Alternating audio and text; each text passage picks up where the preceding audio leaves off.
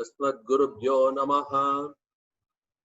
श्रीमान् वेंकटनाथार्य कवितार्किककेसरी वेदांताचार्यवर्यो मे सन्निधत्तां सदा हृदि। Namaste, Namaskara. Today I will be dealing with the important festival Upakarma. Friends, Upakarma will come into picture only when a boy is already had his Upanayanam. Therefore, that Upanayanam, what it is, let me just tell you in a few minutes. Upanayana means taking near, leading, or initiating. Father performed this ritual Upanayana, initiating his young son in chanting of the Gayatri Mantra. This is also known as Brahmopadesha, Brahmopadesham. Only after the Upanayana is performed, the boy will be eligible to study the Vedas. The Upanayana ceremony signifies the young person's entry into the first ashrama, namely Brahmacharya. We all know that we have got 4 ashramas, the other 3 being Grihastha, Vanaprastha, and Sannyasa. Ideally, this Upanayanam Samskaram should be done just after the child completes 7 years of age. However, it is suggested that let this be completed not later than 16th year, that is the adolescent stage. If we think why it could be like that, because when we are at that young age, our learning and recitation and remembering power will be very good.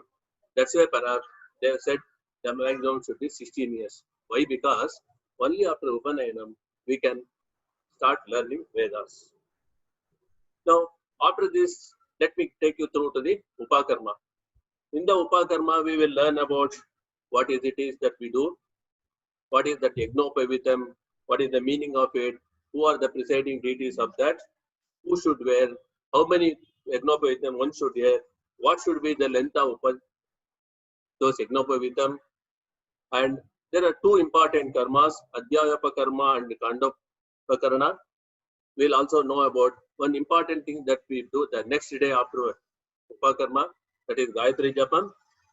And many a time what happens, whenever somebody says you should change the Yajnopavitam, what are the occasions when one should change Yajnopavitam? That also I would like to just give some hints about it.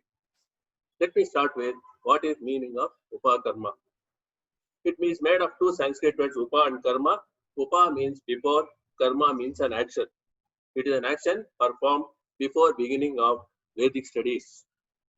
Another meaning of Upa is nearness or close to the Vedas. It is a Vedic ritual which is celebrated every year. Generally, it falls in the lunar month of Shravana, that falls during August-September of English calendar. In simple terms, Upakarma refers to changing of the sacred thread called Yajnopavitam on this day by the people of 3 Varnas, Brahmins, Kshatriyas, and Vaishyas. Upakarma also means it is Aramba, beginning. It is beginning of study of Vedas and Upanishads. Anyone interested in studying Vedas and Upanishads has to be properly inducted into the Gayatri Mantra through a process called Upanayanam. Just now we learned about it. To commemorate this change every year, we celebrate Upakarma. It is called by various names in various regions. In Tamil Nadu, they call it as Avani Avittam. In Janivarada Habba, that's what we call in Karnataka. And Jandyala Purnima in Andhra Pradesh. Also, it is known as Janeyu Purnima. North India celebrates as Raksha Bandhan or Rakhi festival. But one important thing most of us may not be aware is it is also known as Hayagriva Jayanti. Let us just see what is that Hayagriva Jayanti all about. Lord Hayagriva, an avatar of Lord Vishnu, regarded as a supreme god of knowledge and wisdom, he took this avatara on this day. In this avatara, he wears the horse face.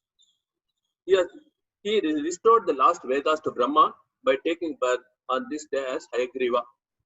To pay our respects and obeisance and salutations to this god of Vedas, who is also known as protector of Vedas, this day is observed as Hayagriva Jayanti. Shravana, why this day we should do it? Because Shravana Bhadrapada months form during the Chaturmasya period. In olden days, people used to study Vedas only for a period of 6 months, starting from the Upakarma day and ending with Pushya. In the olden days, people used to stop traveling during rainy or monsoon season so that it coincides with Chaturmasyam. Since this period is not suitable for travel, they used it for study of Vedas. Now, what is Yajnopavitam?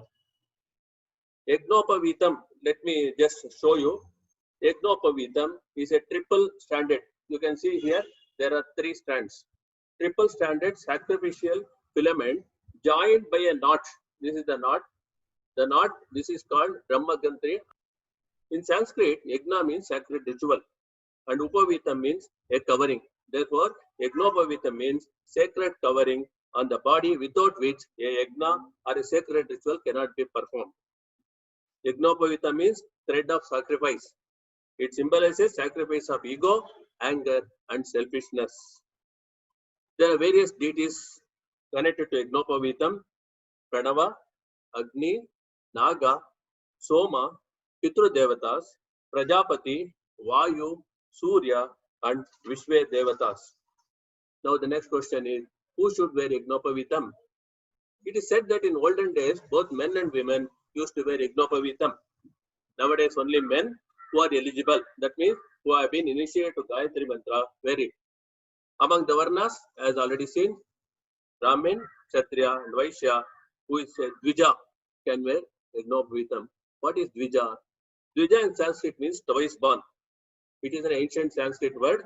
The concept is on the belief that a person is first born physically and at a later date he is born for a second time spiritually, usually when he undergoes the ritual that initiates him into school of Vedic studies.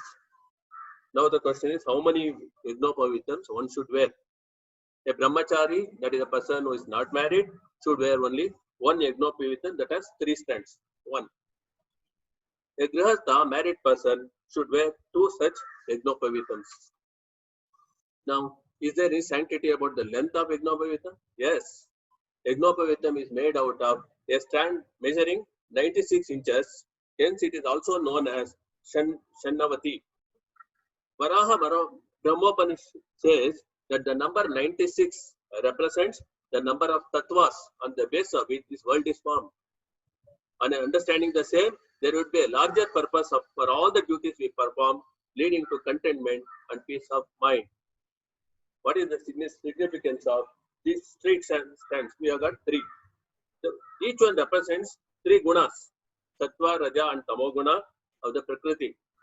Also, there is one more interpretation. It is 3 debts that we owe to the society: Pitruruna, Devaruna, Rishiruna. The knot, the Brahmagantri, signifies the combination of powers and functions of Brahma, Vishnu, and Maheshwara. Now, these debts I told, Rishis to debt, Deva Rishis, and Pitru Rishis, how we can repay those. It is said that the Vedic mantras will help you to pay off the Rishi Guna. The Yagnas will take care of Devaruna, whereas the performance of Shraddham takes care of the Pitru Runa. It is also said that this stands for 3 nadis. We have got 3 nadis, Ida, Sushmina, and Pingala. These 3 strands also represent them.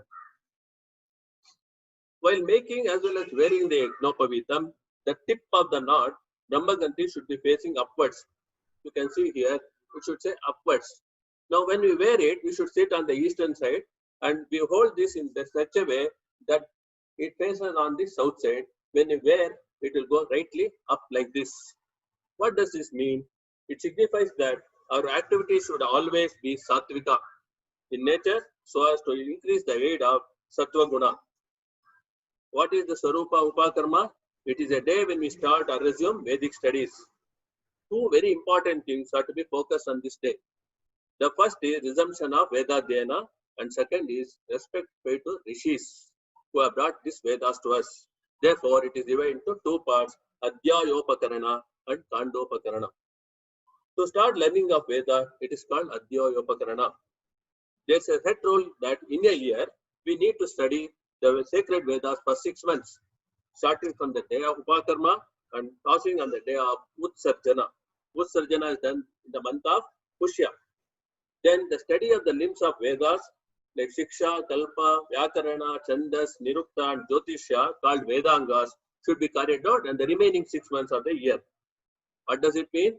6 months is invested on gaining knowledge and the balance 6 months is invested in application of the same.